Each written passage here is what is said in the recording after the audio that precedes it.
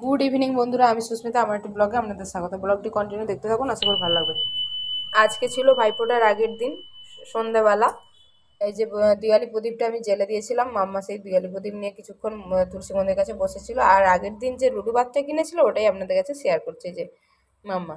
তারপরে আমরা সন্ধ্যাবেলা রেডি হয়ে চলে এসেছি কালী মন্দিরে। এখানে সন্ধ্যা আরতি হচ্ছিল, আমি আর আমার মাম্মা একটু দাঁড়িয়েছিলাম।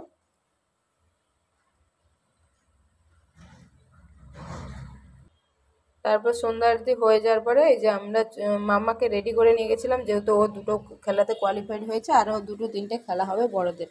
এই বড়দের খেলাটা শুধু মাত্র বড় মহিলাদের জন্য। তারপরে এখানে খেলা শুরু হয়ে গেছে। মাম্মা এই যে ভিডিও করছিল,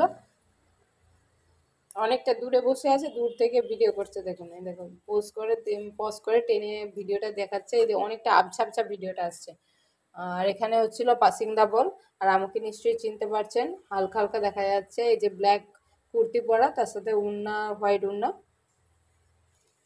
আমি চুড়িদার পরে গেছিলাম, যেহেতু খেলা হবে। খেলা হলে যেহেতু খেলতে গেলে যদি আবার শাড়ি টাড়ি পরে জড়িয়ে টড়িয়ে যায়, তাই জন্য আমি শাড়ি পরে যাইনি।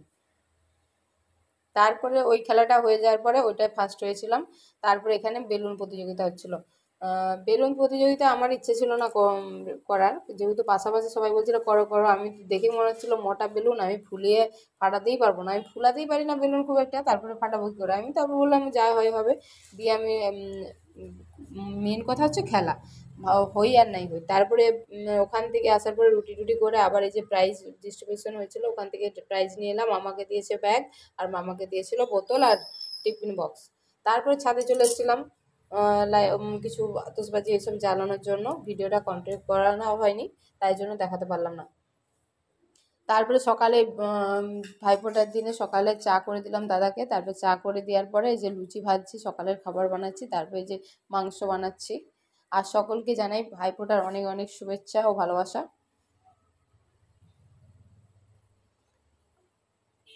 এই যে মাংসটা করে নিচ্ছি, তারপরে সব কিছু রেডি করে দাদাকে ভাইফোঁটা দিয়ে দেবো। এই যে ভাইফোঁটার জন্য এখানে থালায় নিয়ে নিয়েছি মালা আর ঘুনসি, আর নিয়েছিলাম দূর্বা, আর নিয়েছিলাম চন্দন, আর তার সাথে ছিল একটা শাঁখ আর প্রদীপটা। আর এখানে খাওয়ার সব কিছু রেডি করে নিয়েছিলাম, দিয়ে দাদাকে বরণ করে নিলাম।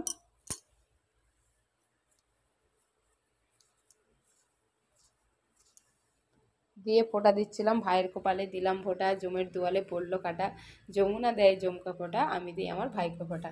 এটা বলে, আর মেন কথা হয়েছে কি, ঘুনসি ভেবে নিয়ে এসেছি, ঘুনসি ছিল না, ওটা ছিল লাল কাঠ। তারপরে লাল কাঠটা হাতে বেঁধে নিয়েছিলাম, বড়মশাই বলছে ওটা হাতেই বেঁধে দাও। তারপরে কি কি রান্না করেছিলাম, এখানে ছোলার ডাল, লুচি, আর এইখানে ছিল 5 রকমের মিষ্টি।